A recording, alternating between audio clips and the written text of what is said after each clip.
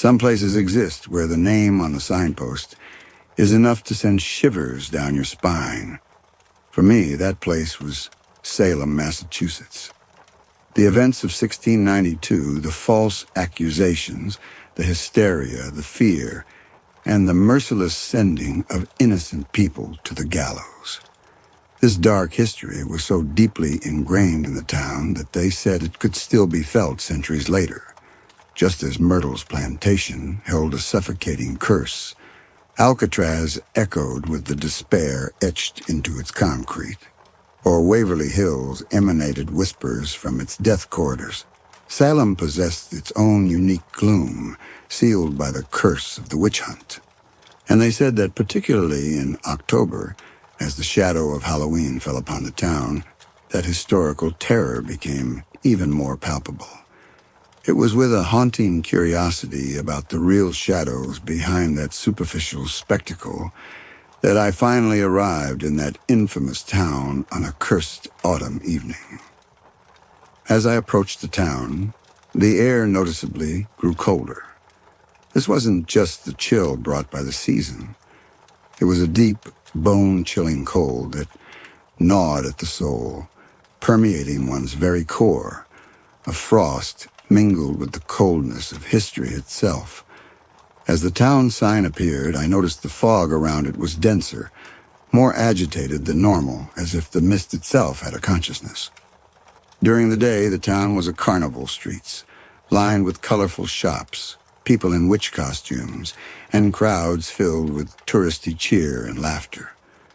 But beneath this cheerful facade, hidden were narrow cobblestone streets, imposing, dark wooded houses hundreds of years old, and ancient cemeteries filled with mossy gravestones bearing the weight of centuries and pain.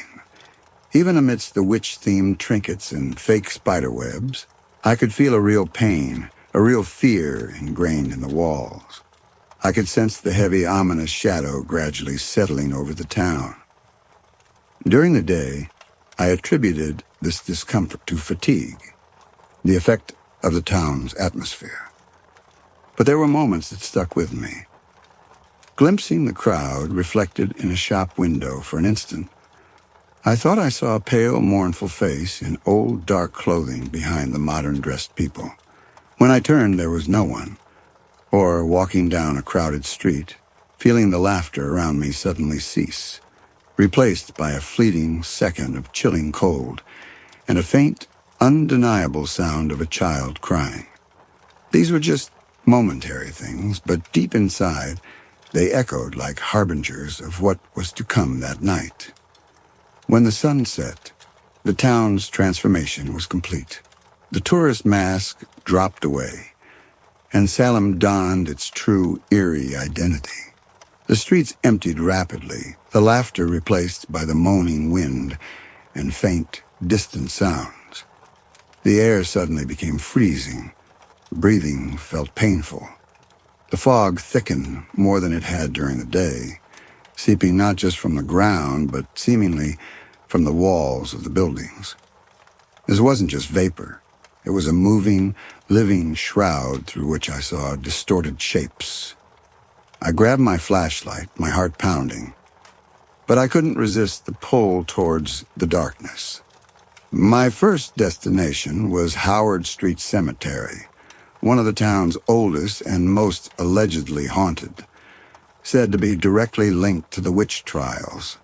Stepping through the rusty, groaning iron gate felt like crossing an invisible barrier.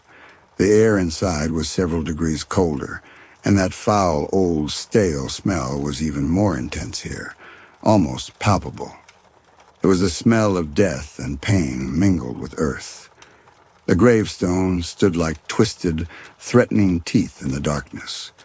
Some were so crooked they looked like something beneath was trying to push its way out.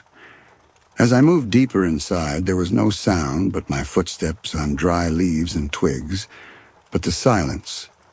It was a living, listening silence. Then the whispers began, first from far away, deep within the earth, then closer and closer, seeping from the base of the gravestones. These weren't just sounds anymore. They were words, muffled but clear. Guilty. Consorted with the devil. Hang him. The whispers intensified, surrounding me as if hundreds of voices were speaking at once, all saying the same thing. Accusation. For a moment, I could swear I heard a high-pitched, agonizing scream from behind an old gravestone beside me. It belonged to a woman, her voice pure panic and terror, and it cut off abruptly. When I shone my flashlight that way, I saw only cold stone and moss, but the echo of the scream still vibrated in my ears. Just then, I felt the ground beneath my feet tremble violently, as if something below was frantically digging, trying to break through. I scrambled back quickly, my heart pounding in my chest. In that moment, I saw dark, humanoid shadows darting quickly among the gravestones. Not just one, but several, shapeless, but their speed and movement were not human, as if they were hiding in corners, then appearing suddenly, only to vanish again. They were watching me. As I moved deeper into Howard Street Cemetery, the air became so thick I could barely breathe. I felt like I was suffocating. For an instant, on top of a gravestone ahead, in the mist, I saw a pale, translucent figure sitting. Her hands were clasped in her lap, her face mournful, her eyes staring into the void. It was a woman. As I took a step towards her, the figure slowly turned to me. Her face held a terrible sadness. Her mouth opened, but no sound came out, only an expression of pure agony. Then she slowly dissolved into the surrounding mist, vanishing. All that was left behind was the intensifying cold and that repulsive, stale odor. Even after leaving the cemetery, that smell and the feeling of being whispered about didn't leave me. Walking the narrow, foggy streets of Salem, I expected a shadow, a sound around every corner. The windows of the old houses were pitch black, yet I could feel a weight, a restless energy emanating from within. Passing one house, I thought for a moment I saw a face in an upstairs window, stark white, with eyes wide in terror, staring directly at me. When I blinked, it was gone. Then from inside the house, I heard a series of thuds, as if someone had fallen violently down the stairs, followed by a brutal scream and the sound of something breaking. The front door of the house was firmly shut, but something was happening inside, as if a horrific moment from that house's past was replaying itself. Approaching. The House of the Seven Gables, one of Salem's most iconic and haunted structures, its silhouette loomed massive and threatening in the fog. Its 7 gables on the roof looked like sharp teeth against the night sky. Walking up the garden path towards the mansion, the faint, cold lights from the windows and the shadows seeping from within were more distinct. Though I couldn't go inside, I could feel an energy radiating from the house itself, complex, layered, both historical and inexplicably unsettling. As I circled the mansion, I clearly heard muffled sounds of people arguing from inside, angry voices. It felt as if the spirits within the house were still restless, arguing, reliving their past conflicts. Standing in the garden behind the mansion beneath an old tree, I suddenly felt an icy touch on my shoulder, and immediately heard a whisper right by my ear, cold as ice. Not the wind.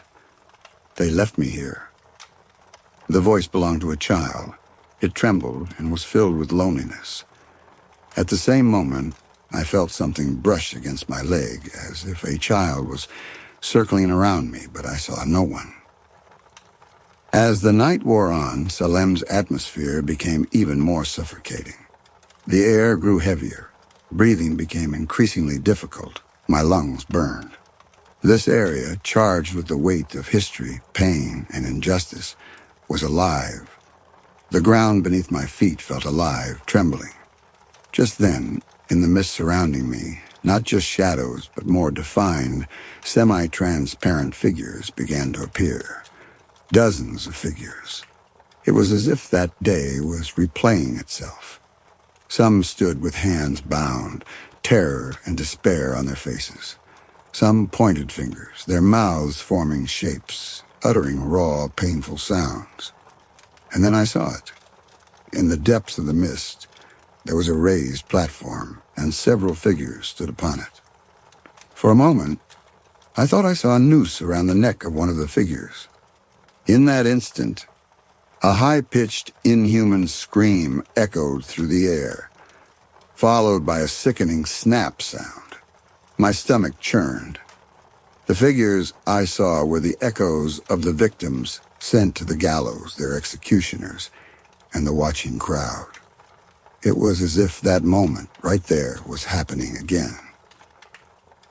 Just then I felt one of the figures surrounding me move swiftly towards me. It was the figure of a pale, thin, old woman. Her face was lined, her eyes empty but filled with rage and hatred. She extended her hand towards me, her fingernails looking long and sharp. At the same moment, I heard my own name repeated in my mind, hundreds, thousands of voices shouting my name at once, accusatory, mocking, bloodthirsty voices. "She's a witch! Burn her! Hang her!" Whispers rose from all around me. Not whispers, but screams. It felt as if I had been teleported back to the courtroom, to the foot of the gallows hundreds of years ago, and they were telling me it was my turn. I felt the icy energy of the figure coming towards me, trying to pull me in. Her presence was so powerful. I couldn't move. I was completely frozen. My throat seized up. I tried to scream, but no sound came out. The woman's reaching hand was coming towards my neck. For a moment, I saw the figures around me also closing in, their faces distorted, their eyes empty, all accusing. I felt a sharp pain in my body, as if hundreds of needles were being plunged into me at once. My head began to spin. The world was going dark. Pure terror pulsed through my veins like ice. I was losing my mind. With a final surge of effort, I threw myself backward with all my might. I fell to the ground, stumbled, got up again, and ran with all my strength. I felt the accusing voices, the agonizing screams, the nauseating odor following me. I ran through the narrow streets of Salem, not knowing where I was going, expecting another shadow, another sound, another touch around every corner.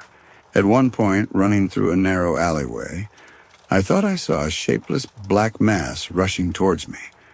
I narrowly avoided collision, but as I passed it, I felt a burning, sharp pain in my arm, as if something had scratched or burned me. I kept running, my lungs burning. As dawn broke, the fog slowly dispersed, and the town gradually began to stir back to life. As the first rays of sunlight hit the old buildings, the intense gloom and terror I had felt during the night seemed to dissipate. But it only seemed to. The weight on me remained. I was exhausted and trembling with fear. The scratch on my shoulder burned. Daytime Salem put on its tourist face again. But for me, this town was now far more than a museum, more than a tourist attraction. That night, in those narrow streets, in the shadows of those old houses, in the depths of that cursed cemetery, in the air of that execution ground, I had faced the living, angry, agonizing souls of 1692. They had not just lived in the past. They were still there, suffering, furious, seeking revenge, and refusing to be forgotten. As I drove away from Salem, I looked back at the town shrinking in the rearview mirror. The whispers I had heard that night, the accusations, the screams, the figures I had seen, the icy touches I had felt, and that repulsive odor, they were etched into my mind, into my soul. The curse of Salem had not stayed confined to the town's borders. The door that had opened for me that night would never fully close again. The night of the witch hunt that never ended was now traveling with me. From that day on, the world changed for me. In the most unexpected moments, That stale, burnt smell returns to my nostrils in a crowd for an instant. I think I see those pale, accusing faces. Sometimes in the silence, I hear those agonizing screams or feel a sudden, inexplicable coldness on my skin. I know that the spirits of Salem, the deep breath of that cursed town, will never leave me. That living history had become a part of me, and I would carry the weight of that legacy, the cycle of that curse, forever.